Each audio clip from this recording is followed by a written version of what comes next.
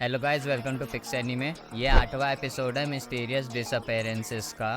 तो दोस्तों, episode start होता है और हम देखते हैं सुमिरेको को, जो कि बुक्स सेट कर रही होती है। रेन वहां आता है और बोलता है एक कस्टमर बुक लेने आया है, क्या तुम्हें पता है वो बुक कहाँ है? बुक का नाम है फार्टिंग द कंप्लीट कलेक्शन। सुमिरेको बोलती है ये बुक कल्चर्स और फॉल्क टेल्स के सेल्फ में होगी। रेन हैरान हो जाता है कि ऐसी भी बुक एग्जिस्ट करती है। वो कस्टमर बुक ले जाती है। रेन थैंक यू बोलता है सुमिरेको को और सुमिरेको बोलती है तुम मुझे एक कप कॉफी पिला देना। फिर रेन बोलता है बुक स्टोर में काम करने से मुझे ऐसी बहुत सारी बुक्स के बारे में पता चला है जो मैंने कभी सुनी भी नहीं थी, और तुम्हें तो लगभग सारी बुक्स का पता होगा यहाँ पर, जो कि बहुत क्रीपी है। सुमिरेको उसे मारती है और बोलती है ऐसा नहीं है, अब तुम्हें मुझे एक और कप कॉफी पिलानी पड़ेगी। सुमिरेको बोलती है उसे बुक्स बहुत पसंद है और ऐसी भी कुछ बुक्स हैं जो मुझे कभी नहीं मिली। रेन पूछता है तुम कब से ऐसी बुक्स ढूंढ रही हो? सुमिरेको बोलती है बहुत टाइम से।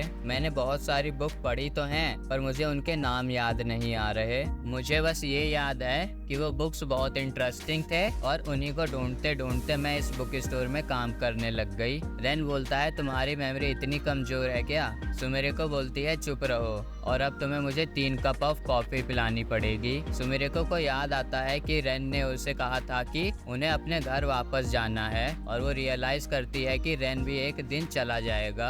शाम हो जाती है और सुमिरेको घर जा रही होती है। घर जाते हुए वो देखती है एक ओपनिंग को और सुमिरेको को उसका बचपन याद आता है। जब सुमिरेको बच्ची थी उसे लोगों से बात करने में काफी तकलीफ होती थी। एक दिन उसकी लड़ाई हो गई थी उसके दोस्तों के साथ और सुमिरेको उन दोनों को धक्का मारती है और वहां से भागने लगती है। भागते भागते वो उसी ओपनिंग में चली जाती है। सुमिरेको अंदर जाने लगती है और उसे दिखता है एक बुक स्टोर। सुमिरेको उस बुक स्टोर के अंदर जाती है और वहाँ की मैनेजर उसे बोलती है दरवाजा बंद कर दो, सनलाइट एनिमी होता है बुक्स का। और सुमिरेको दरवाजा बंद कर देती है और वो मैनेजर बोलती है तुम्हें जो भी बुक पढ़ने का मन है पढ़ लो। सुमिरेको उस बुक स्टोर को देखने लगती है और वो देखती है कि मैनेजर रो रही थी। मैनेजर बोलती है एक अच्छी बुक पढ़ने वाले को रुला सकता है। सुमिरेको बोलती है पर आप तो बड़ी हैं। मैनेजर बोलती है अडल्ट्स भी रोते हैं, अगर तुम इंटरेस्टेड हो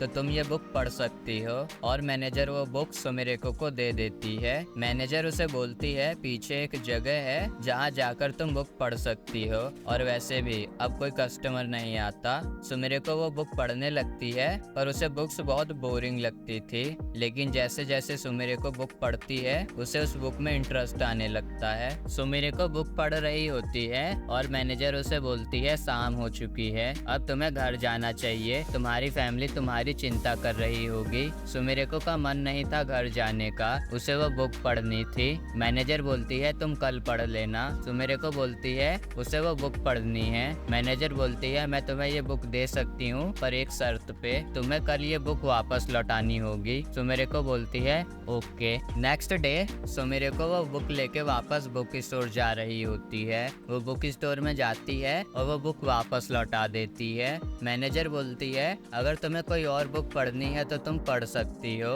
सुमिरेको दूसरी बुक्स पढ़ने लगती है और वो काफी इंटरेस्टेड हो गई थी बुक्स में। मैनेजर सुमिरेको को पढ़ते वक्त स्नैक्स भी देती थी। फिर हम देखते हैं सुमिरेको एक बुक निकालती है सेल्फ से और पूछती है मैनेजर से कि ये बुक किस चीज के बारे में है। मैनेजर बताती है ये एक मिस्ट्री बुक है जो एक सुमो रेसलर को भी मार सकती है। सुमिरेको को वो बुक पढ़ने का मन करता है। फिर मैनेजर सुमिरेको से पूछती है क्या तुम्हारे साथ कुछ हुआ है, क्योंकि जब तुम पहली बार यहाँ आई थी तुम रो रही थी, अगर तुम नहीं बताना चाहती तो मैं तुम्हें फोर्स नहीं करूंगी। सुमिरेको बताना चाहती थी पर उसके मुंह से शब्द नहीं निकल रहे थे। मैनेजर ने भी सुमिरेको के साथ कोई जल्दबाजी नहीं की, उसने वेट किया। मैनेजर बोलती है क्या तुम दूसरों से बात करने में अच्छी होना चाहती हो?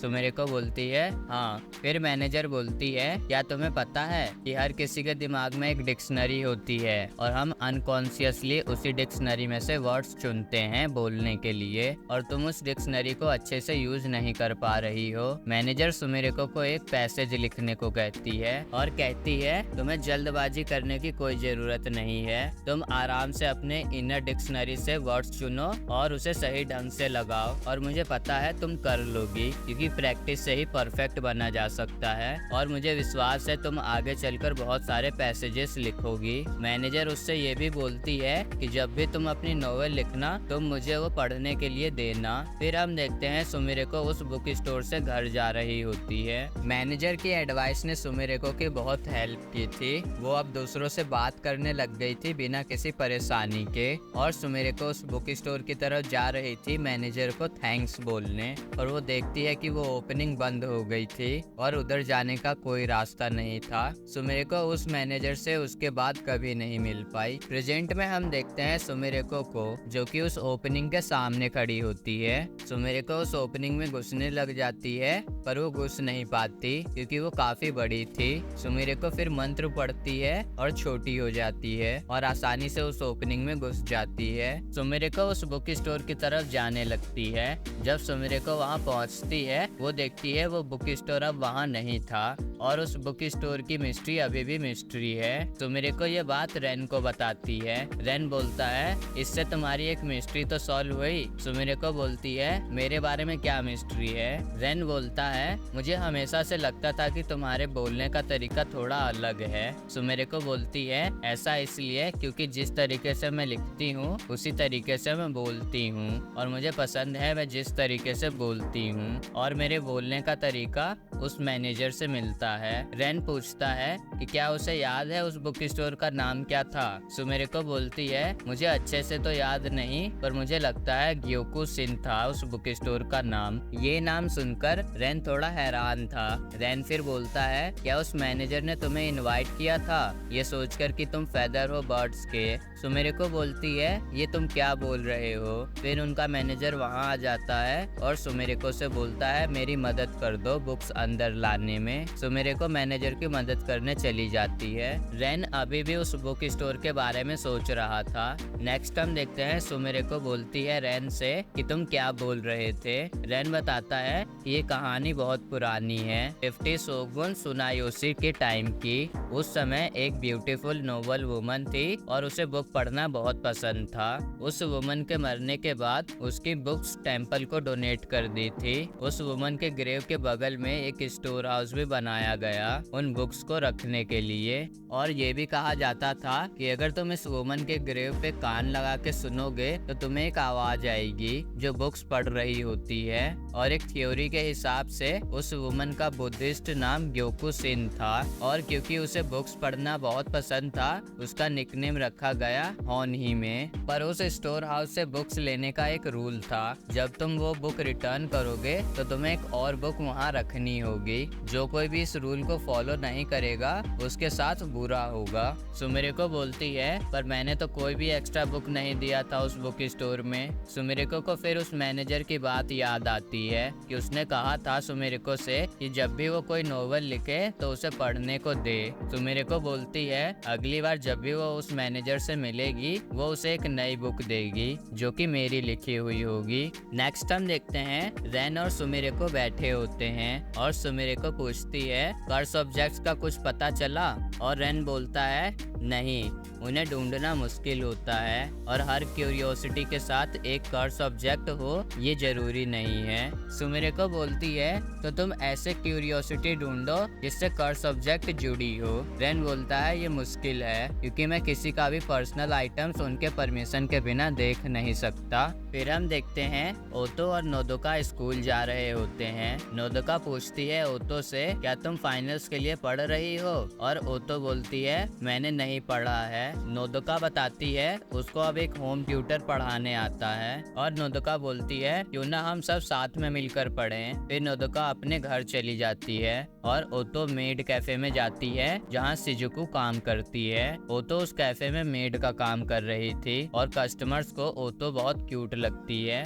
नेक्स्ट हम देखते हैं नोदोका पढ़ रही होती है पर उसे पढ़ाई में बिल्कुल मजा नहीं आ रहा था क्योंकि नोदोका को सिंगिंग और डांसिंग करना था। नोदोका फिर अपने टैबलेट में वीट्यूबर योरुमुन को देखने लगती है और नोदोका को बहुत इंटरेस्ट आ रहा था वो देखने में। लास्ट में हम देखते हैं शिजुको ओतो को थैंक यू बोलती है उसकी मदद करने के लिए और वो उसे एक गिफ्ट भी देती है। ओतो पूछती है क्या है इसमें, और शिजुको बोलती है जब तुम घर पहुंच जाना, तब तुम इसे खोल के देख लेना। और दोस्तों ये वाला एपिसोड यहीं पे खत्म होता है। दोस्तों अगर वीडियो अच्छी लगी हो तो लाइक करना और चैनल को सब्सक्राइब करना। Thanks for watching guys.